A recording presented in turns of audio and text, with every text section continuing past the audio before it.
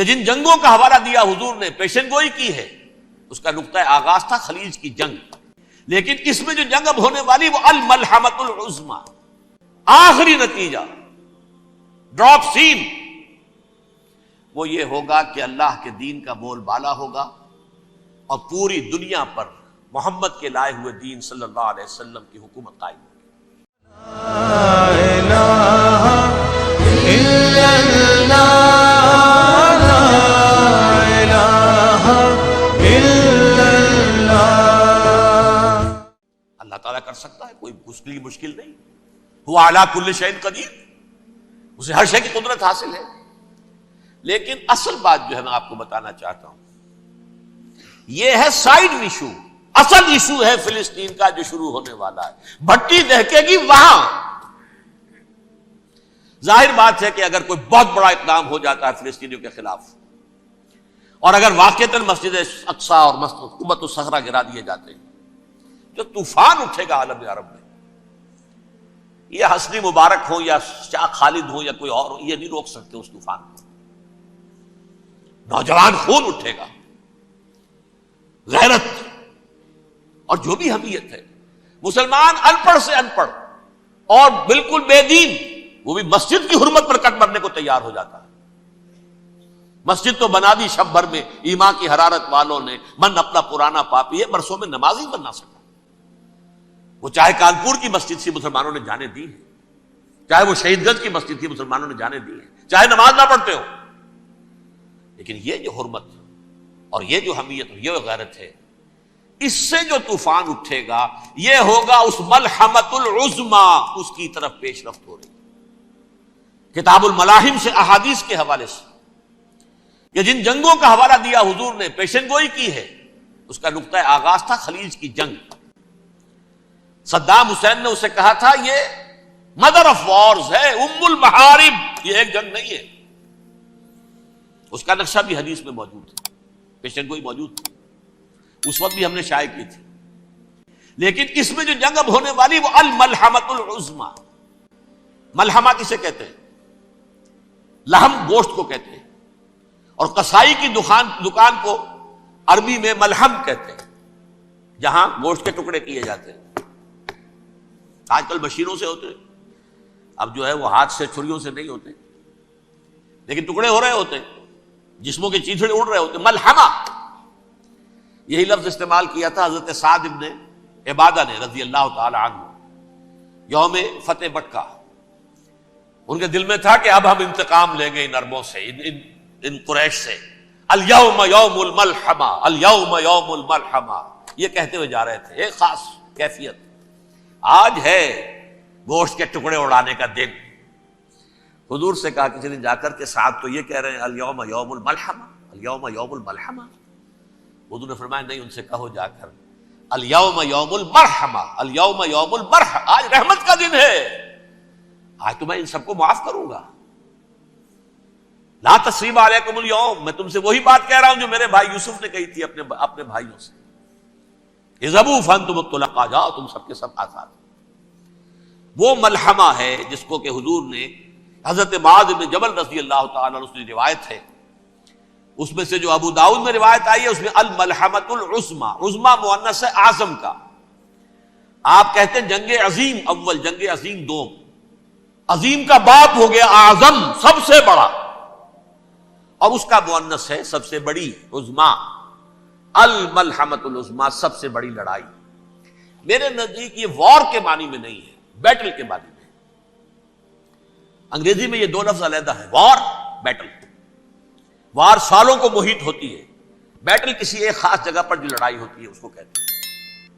حضور کے اور قریش کے درمیان 6 سالہ وار تھی، جنگ تھی، لیکن battles, battle of Uhud, battle of Badr, یہ بیٹلز تھی، لڑائیاں تھی۔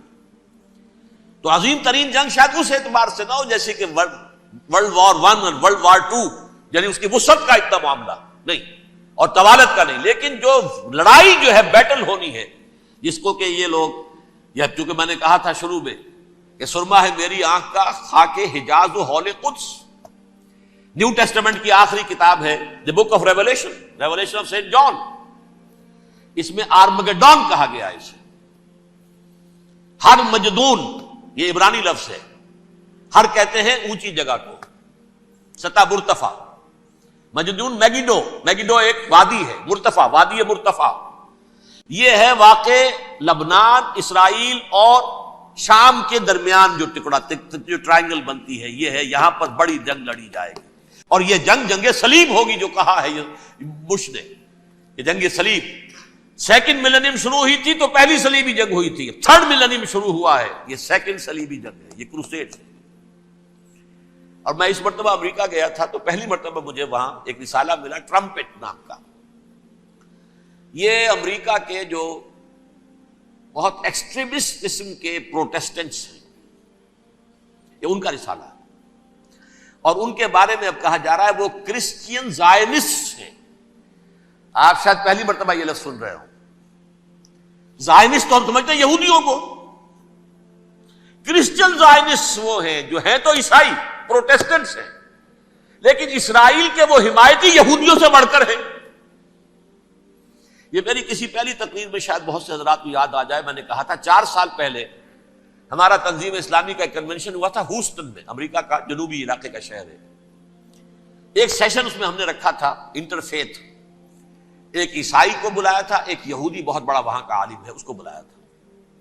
اس یہودی عالم نے ڈاکٹر وشوگراڈ، جو وہاں کی یونیورسٹی میں پروفیسر ایمیریٹس ہے، اس نے کہا تھا کہ یہ اسرائیل کو تو سپورٹ کر رہے ہیں عیسائی، ہم تو نہیں کر رہے۔ جو پریکٹسنگ یہودی ہیں وہ زیادہ اسرائیل کے حق میں نہیں تھے، یہ تو سن 67 کے بعد انہوں نے اسرائیل کو تسلیم کیا ہے، وہ تو منتظر تھے کہ ہمارا مسیحا آئے گا تو اس کی قیادت میں جنگ کریں گے، جیسے شیعہ منتظر تھے کہ مہدی موعود آئیں گے تو پھر ہم کچھ کریں گے۔ وہ امام خمینی نے کہا بھائی جب وہ آئیں گے آ جائیں گے، لیکن ہم کچھ راستہ کے لیے۔ زائنسٹ نے آگے بڑھ کر ریاست قائم کر لی، اور جب یروشلم پر بھی پورا قبضہ کر لیا، تب جو ہے در حقیقت مذہبی یہودی جو ہے پھر انہوں نے اپنایا ہے، اون کیا ہے، اور نئے سیٹلمنٹس جو بھی بنے ہیں وہاں پر اسرائیل میں، اس میں اکثر و بیشتر مذہبی یہودی آیا، اور بروکلن کے علاقے سے سب سے بڑھ کر آئے ہیں، جو امریکہ میں نیو یارک کا ایک جنوبی علاقہ ہے، بہت بڑا یہودیوں کا بہت بڑا گڑھ ہے۔ نیو یارک کو جیو یارک بھی کہا جاتا ہے، وہ تو اصل میں مرکز جو ہے وہ تو یہودیوں کا ہے۔ اس حوالے سے وہاں پر جو کرسچن زائنسٹ کہلاتے ہیں وہ اسرائیل کے یہودیوں سے بھی بڑھ کر کہیں سپورٹ کریں۔ بہرحال اس دوسری صلیبی جنگ کا معاملہ جو میں کہہ رہا تھا، ٹرمپٹ نامی رسالہ، اس کا ایک مضمون ہے دی لاسٹ کروسیڈ۔ اب یہ آخری کروسیڈ ہے جو شروع ہونے والا ہے۔ میں تو حیران ہوں کس قدر کھل کے وہ باتیں کرتے ہیں۔ رومن کیتھولکس کو وہ کہتے ہیں کہ یہ شیطان ہے، یہ پوپ شیطان ہے، یہ یورپ کو اس نے جمع کیا ہے کرسچینٹی کی بنیاد پر، اور اس میں زیادہ تر کیتھولکس ہیں۔ آپ کو معلوم ہے برطانیہ بڑی مشکل سے شامل ہوا ان کے ساتھ، اس لیے کہ وہ پروٹیسٹنٹ کا سردار تھا، ابھی پوری طرح نہیں ہے۔ یورپ جو ہے وہ رومن امپائر دوبارہ یہ کھڑی کر رہا ہے، اور در حقیقت یہ جو ہے یہودیوں سے بھی چھیننا چاہتے ہیں اسرائیل کو اور فلسطین کو، اور مسلمانوں سے بھی، اور یہ وہی کروسیڈ جو تھے اربن ثانی کے، اس کی تیاری کر رہے ہیں تاکہ وہاں پر عیسائی حکومت قائم ہو جائے، کیتھولکس کی، پوپ کی حکومت قائم ہو جائے، جیسے ایسٹ تیمور میں کر دی ہے۔ ایسٹ تیمور میں کون سی حکومت بنی ہے؟ رومن کیتھولک، رومن کیتھولک اسرائیل میں بنے، تاکہ یہ سارے مقامات مقدسہ جہاں اسرائیل پیدا ہوئے، بیت حضرت مسیح پیدا ہوا، بیت الحم کہاں ہے؟ وہی ہے کہ نہیں؟ جہاں سے ریزریکشن ہوا ان کے خیال میں وہ کہاں ہے؟ وہیں پر ہے کہ نہیں؟ بڑے بڑے گرجے ان کے وہی ہیں۔ تو اس اعتبار سے ان کا کہنا یہ ہے یہ لاسٹ کروسیڈ کی تیاری ہو رہی ہے، یہ کیفور، اور ان کا کہنا یہ ہے کہ یہ پوری طاقت نیٹو کی جو ہے، یہ پہلے جرمنی سے لائی گئی بوسنیا، انہوں نے خود وہاں جنگ کروائی، انہوں نے خود وہاں پر ایتھنک کلینسنگ کروائی، پھر خود مصالحت کے لیے آ گئے، پھر کوسوو میں انہوں نے خود آگ بھڑکائی۔ یہ میں نہیں کہہ رہا، یہ وہ ٹرمپٹ رسالہ امریکہ سے چھپنے والا پروٹیسٹنٹس کا رسالہ ہے جو یہ کہہ رہا ہے۔ پھر انہوں نے کوسوو کے اندر کروایا، اور پھر وہ وہاں پر پیس فورس کی حیثیت سے آ گئے۔ اب وہ میسیڈونیا میں کروا رہے ہیں اور وہاں داخل ہو گئے ہیں۔ اگلا قدم ان کا سائپرس ہوگا، سائپرس میں ترکوں کو اور وہ گریکس کو لڑائیں گے اور وہاں آ جائیں گے، وہاں سے ایک چھلانگ لگائیں گے اور یہ فلسطین میں پہنچیں گے، اور یہ وہاں پر ایک رومن امپائر، اپنی پرانی رومن امپائر کی طرح کی رومن کیتھولک ریاست قائم کرنا چاہتے ہیں۔ تو وہاں امریکہ کے عیسائیوں میں بھی کوئی ایک طبقہ نہیں ہے، کیتھولکس بھی ہے، کیتھولکس زیادہ نہیں ہے ہمدرد، لیکن اب تابع ہو چکے ہیں۔ اسحاق ریبین نے جب یہ پیس ٹاک شروع ہوئی تھی، آپ کو یاد ہوگا شاید، کہ جب وہ آیا تھا واشنگٹن سے واپس فلسطین اسرائیل، تو پہلے روم میں رکا for an audience with the Pope, اور پوپ کو اس نے ایک مرتبان سا پیش کیا تھا، حضرت سلیمان علیہ السلام کے زمانے کا مرتبان، اور کہا تھا دیکھیے 3000 برس تک ہم نے اس کی حفاظت کی ہے، اب یہ میں آپ کے حوالے کر رہا ہوں۔ اس کے بعد سے پوپ جو ہے بالکل رام ہو گیا، اور وہ عیسائیوں کے ساتھ اور یہودیوں کے ساتھ ان کا پورا معاہدہ ہو۔ اب پورا عیسائی ورلڈ جو ہے بعثت مجموعی یہودیوں کے شکنجے میں ہے۔ البتہ ان کے اندر بھی جھگڑے ہیں، جو وہاں پر وائٹ کرسچن ملیشیاز ہیں وہ ایکسٹریمسٹ ہیں کیتھولکس، ان کے نزدیک دشمن نمبر 1 یہودی، دشمن نمبر 2 مسلمان، دشمن نمبر 3 جو یورپ میں کالے ہیں، ایفرو امریکن، چاہے وہ عیسائی ہو گئے ہوں، کوئی بھی ہو، یہ 3 دشمن ہیں جن سے انہوں نے کلینز کرنا ہے، صاف کرنا ہے ان کے خیال کے مطابق امریکہ کی سوسائٹی کو، اولا یہود، پھر مسلمان، اور پھر یہ جو کالے ہیں۔ لیکن دوسری طرف پروٹیسٹنٹس کے اندر ایکسٹریمسٹ وہ ہیں جنہیں کہا جا رہا ہے یہ کرسچین زائنسٹ ہیں، یہ اسرائیل کے، اسرائیل سے بڑھ کر سپورٹرز۔ بہرحال یہ اب جنگ ہوگی، اس کا نتیجہ کیا نکلے گا یہ تو اللہ ہی جانتا ہے۔ اب میں آخری بات کی طرف آ رہا ہوں۔ آخری نتیجہ تو جو بھی کچھ اپس اینڈ ڈاؤنز آئیں گے، تلک الایام نداولھا بین الناس، آخری نتیجہ ڈراپ سین وہ یہ ہوگا کہ اللہ کے دین کا بول بالا ہوگا، اور پوری دنیا پر محمد کے لائے ہوئے دین صلی اللہ علیہ وسلم کی حکومت قائم ہوگی۔ وہ گویا قیامت کی تمہید ہوگی، اس کے بعد بس قیامت آئے گی، کیونکہ مقصد کائنات، تخلیق کائنات پورا ہو جائے گا۔ پوری مخلوقات کے اندر مقصد تخلیق، کلائمیکس آف کریشن محمد الرسول اللہ صلی اللہ علیہ وسلم، دین کی تکمیل محمد الرسول اللہ صلی اللہ علیہ وسلم، اور اس خلافت عرضی کے لیے جو حضرت آدم کو خلافت دی گئی تھی، جب اس میں وہ خلافت پوری دنیا پر قائم ہو جائے گی، اس کا مقصد پورا ہو جائے گا۔ And that will be the beginning of the end. اس کے بعد قیامت ہے۔ آخری نتیجہ تو یہ نکلنا ہے۔ اس سے پہلے سزائیں ہمیں بھی مل رہی ہیں، اور یہاں میں کانٹے کی بات جو چھوڑ گیا تھا اس کو بیان کر دوں۔ اللہ نے اس مغضوب علیہم قوم کو، اس ملعون قوم کو کیوں اب تک چھوٹ دیے رکھی؟ میں بتا چکا ہوں یہ بڑے عذاب کے مستحق ہو چکے تھے حضرت عیسیٰ علیہ السلام کے زمانے میں، چھوٹ دی ہے، ابھی تک ہے، بلکہ ایک مرتبہ ابھارا ہے، 1900 برس کے بعد ابھرے ہیں یہ، بالفور ڈیکلریشن 1917، سن 70 عیسوی کے بعد، تقریباً 1900 برس، 1850 برس تو ہے کم سے کم۔ پھر creation of Israel 1948، 1967 extension of Israel, یروشلم پر قبضہ۔ یہ سارا جو ہے کیوں ہے؟ اللہ تعالیٰ اس خیر امت محمد صلی اللہ علیہ وسلم، اس کے بہترین حصے کو سزا ان ملعونوں کے ہاتھوں دے رہا ہے۔ کیوں؟ جو جرم انہوں نے کیا تھا وہی ہم نے کیا۔